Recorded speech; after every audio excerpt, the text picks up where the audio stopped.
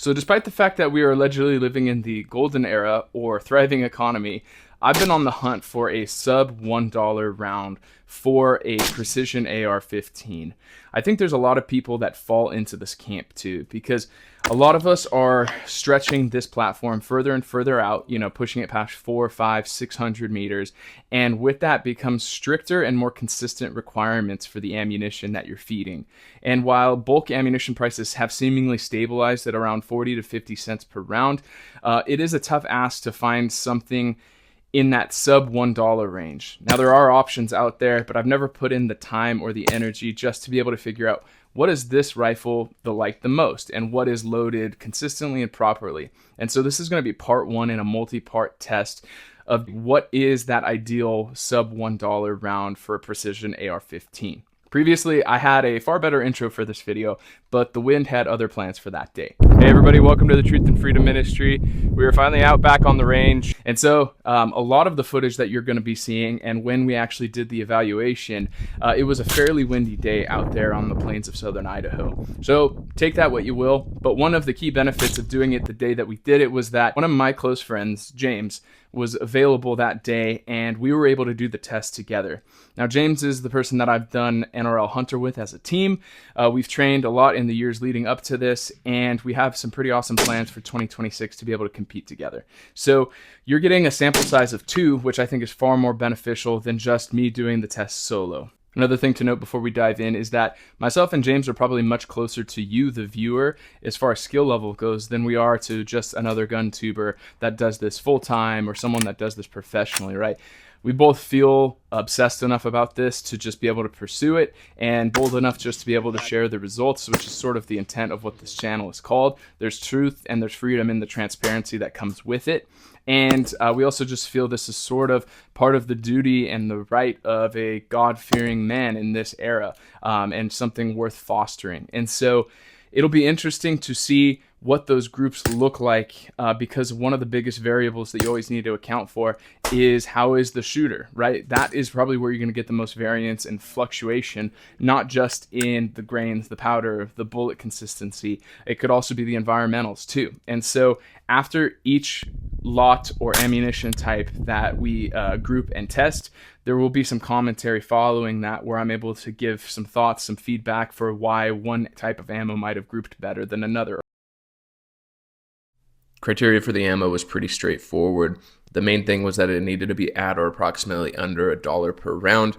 This meant that it was mostly 223 or 556 loads, anywhere from 68 to 77 grains.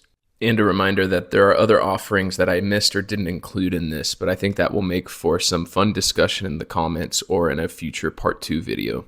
AAC 77 grain OTMs are what I was historically shooting and started this video for, as quality has slipped. Black Hill 77 grain OTMs are more than $1 per round, but represent a great baseline for us to compare all groupings against. Bone Frog 77 grain match burners are the new cool kids on the block that all the influencers are shooting. Federal Gold Medal Centerstrike looks like an interesting alternative to the more expensive Federal Gold Medal match that people really like. And Hornady offers their Frontier line, which includes more affordable options in 68 and 75 grains, respectively. IMI 77 grain Razorcore is Mr. Ben Shapiro's favorite load. And rounding it out, Norma 69 grain Golden Target is another common offering that people enjoy. You can see we have our furry friend back there who will be the target. Actually, we have 2 targets out at 100 meters. James is going to be shooting the left-hand side target. I'll be shooting the right-hand side target. Each round that we're going to be testing, we're going to be doing 5-shot groups just to be able to get an adequate sample size, but we are on ammo constraints. We'll see if we are able to get a chronograph working to be able to test it with. Last night we were having some troubles, but if I don't get it done in this video, there'll be a follow-up video where I can confirm what the loads and standard deviations and all of that looked like. Cool. Okay, we're starting alphabetically. We're gonna go top left to right. I think there's 9 circles, so we have plenty of opportunity. 5-round groups. We're gonna try to wait a minute or 2, but it's like 40-degree weather, maybe a little higher, so the barrel cools off pretty fast.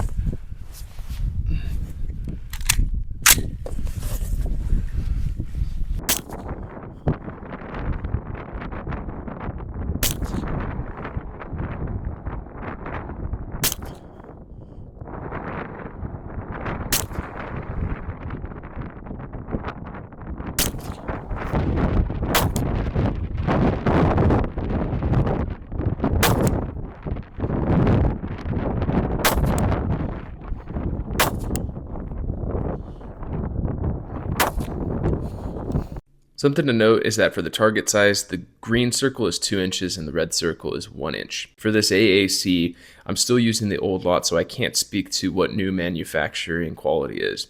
However, for the first 5-round group, you can see that I'm at about 1.6 inches or 1.5 MOA. James's 5-round group was about 1.75 inches and 1.67 MOA.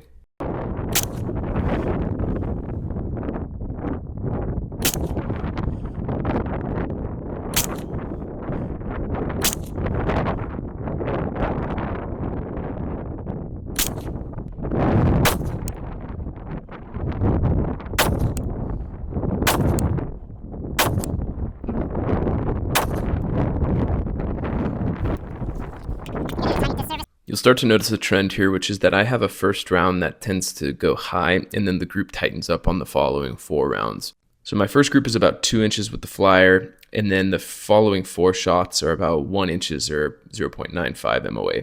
I think James shot a little too fast on this round, so his first 5 rounds are going to be about 1.5 inch, and then the best 4 is going to be 1 inch or just under 1 MOA. I will say for the money, I wasn't really impressed with Black Hills, and I have no plans to standardize on this despite its history.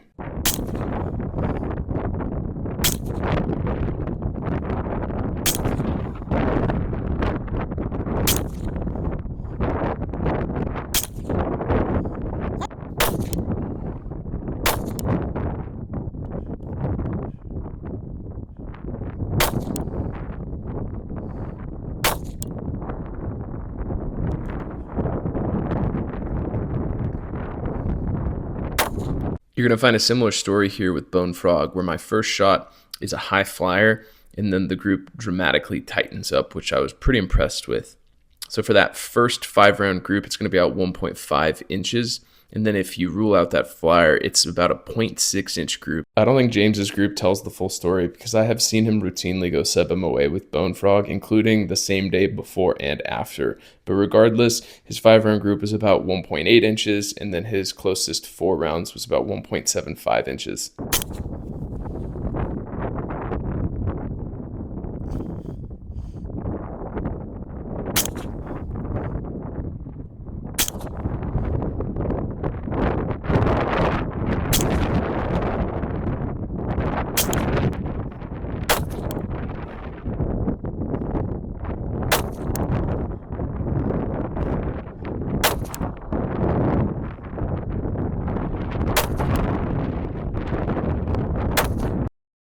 I was a little disappointed with the federal Centerstrike, especially for the price, since this is often more than $1 per round. When I look at both my group and James's group, you start to notice that each of us has some horizontal stringing going on.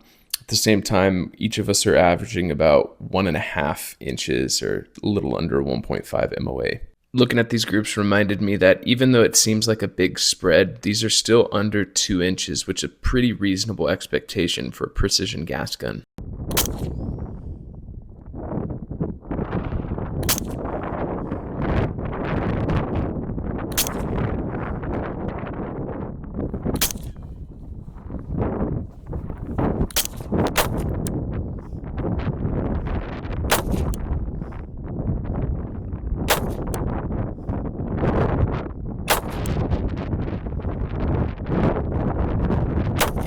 So Frontier is Hornady's more budget offering. This is a 68 grain load, and my 5-round group was about 1.6 inches. If you decide to discount one of those and go to 4 rounds, it tightens up to about 1.2 inches. Now let me remind you that Frontier's claim to fame was that it was kabooming and exploding rifles during COVID due to quality control issues that I'm pretty sure they addressed.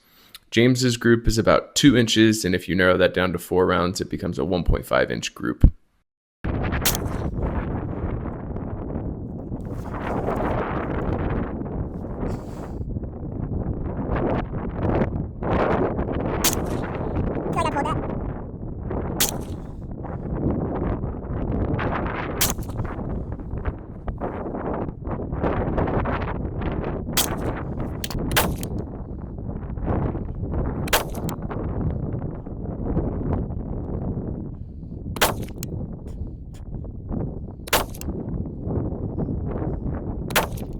Atrocious camera footage aside, because it's a windy day and I was trying to stabilize the image, But this round is extremely promising. On the surface, it looks like I'm about 1.6 inch group, but there is a pulled shot that I called. It was that second shot. If you actually account for that, it's about half an inch across those 4 rounds. Could be a similar story with James. His is about 2.5 inches for the 5 rounds. And if you pull out his flyer or a potential flyer, it becomes a 1-inch group. While I have reservations on the consistency of this ammo, it's pretty undeniable that for the price, this has extreme potential. So IMI Razorcore is up next. It's God's chosen round. Can you group this sub half MOA or anti-sub?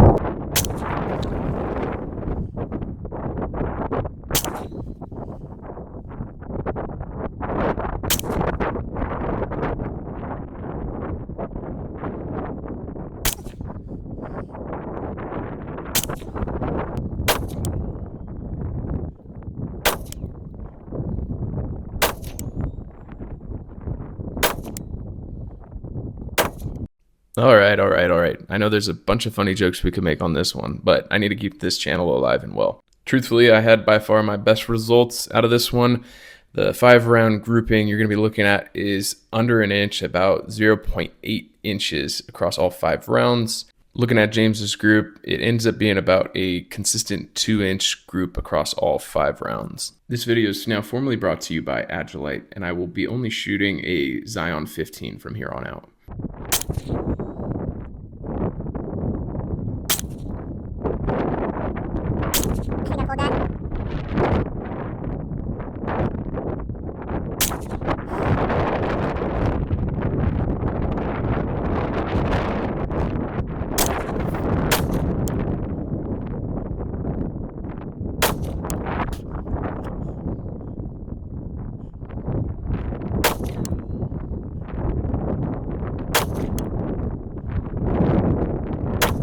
Rounded out the day with Norma 69 grain golden target. Kind of meh enthusiasm overall about the ammo, and I think the groups were in line with that. I did have a first shot that was high again, so if you take a look at those 5 rounds, it's about a 2.5 inch group with that. If you remove what the potential flyer could be, it's about a 1-inch group. For James, his is about a 2-inch 5-round group or a 1.6 4-round group. So another thing to note is that every circle from green to green is essentially a 2-inch circle, and then every red circle is essentially a 1-inch. So at 100 meters, pretty much no shot across both of these groups, regardless of the shooter, was more than a 2 MOA out of essentially what you'd call more like an accurized AR. So it's still growth on our end, but at the same time, expectations out of a gas gun being in that 1 to 2 MOA group. So that's going to do it for the actual load testing. There's going to be a future video based off of which ones did well. I'll probably chronograph those and maybe even compare these against a few other ammo types if I'm able to find a Phantom or an Eagle Eye or, you know, some of those other ones like Badlands, right? There's probably an interesting follow-up based off of newer ammunition types that are hitting the market. So ultimately, I hope the most encouraging thing about this is to go out and start testing these for yourselves and seeing what your setup prefers. Hopefully it's that Hornady 75 grain because that's one of the more affordable options, but it's probably hard to do wrong with Bone Frog based off of the testing and results that we're seeing. Now there's actually a fun bonus we wanted to pursue, and I have included the results for it. So one of the interesting things that I've always wanted to evaluate is what does that shift look like from removing a can or putting on a can? Do groups tighten? Do groups open up? Is there substantial POI shift? And so what we did is that both James and I have reared-in muzzle devices or Plan B muzzle devices, and I simply took off the Griffin Optima 7 and he put it on. Then we tested 2 more loads, which was the Bone Frog and the Black Hills, and James was able to see what does his group look like with it suppressed. I was able to see what does my group look like with it unsuppressed. The final test that we did was then we removed or swapped the cans. So James went back to unsuppressed, I went to suppressed, and we were able to test, hey, what does return to zero look like? Probably more so on mine. So this is 5 Bone Frog unsuppressed. 5 Bone Frog unsuppressed with the muzzle brake from reared-in.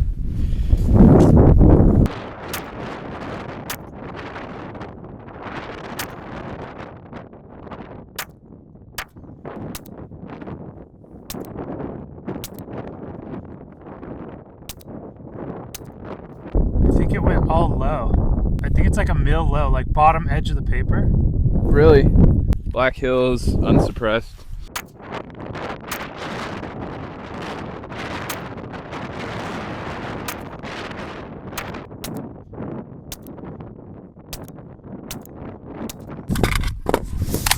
That's crazy that there's that much of a POI shift. Yeah.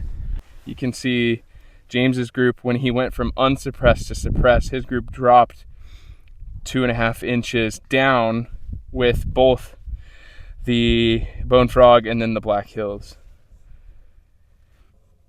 And it looks like the Bone Frog grouped pretty good. What is it grouping? Sub MOA probably. And then if we go down, there was a group we did in between, and that consistently looks like it's about It was sub MOA. this was unsuppressed. Unsuppressed sub MOA. So it seems like it's grouping about the same. Yeah. Suppressed, unsuppressed. And then that's the Black Hills, which did not group nearly as good as the Bone Frog. Whereas I think this probably was me pulling, and then that's not bad. And then I think this is the 1, 2, 3, 4, 5 for Black Hills. So final test of the day, shot a group with the SPR unsuppressed, but we're putting it back on, and we're gonna see what the return to zero on this can and the Plan B system is like.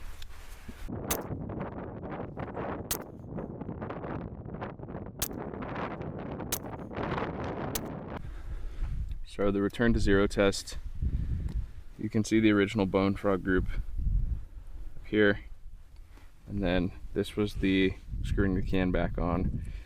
As far as the placement of the cluster, it's pretty consistent. I'll overlay both. And so closing this out, I suppose the reasonable question to ask is, well, what are you going to do with all this information? And like any good answer, it's usually not as simple as here is the bulletproof choice. Looking at the ammo purely from a performance standpoint would lead me towards Bone Frog or IMI, with Bone Frog likely getting the edge because they are more local to me in Nevada, a state away. From a pure value perspective, it's hard to discount the Hornady 75 grain. So my next steps are to narrow down on the Bone Frog and Hornady 75 grain. Further evaluation would include chronographing and seeing how they do over a longer period of time. Ultimately, there's a difference of about 30 cents per round that needs to be addressed. As always, I hope you enjoyed this video. I hope you all have a stellar Christmas ahead of you. I pray that you are all safe on the roads and that you can attend a Christmas Eve service to celebrate our Lord's birth.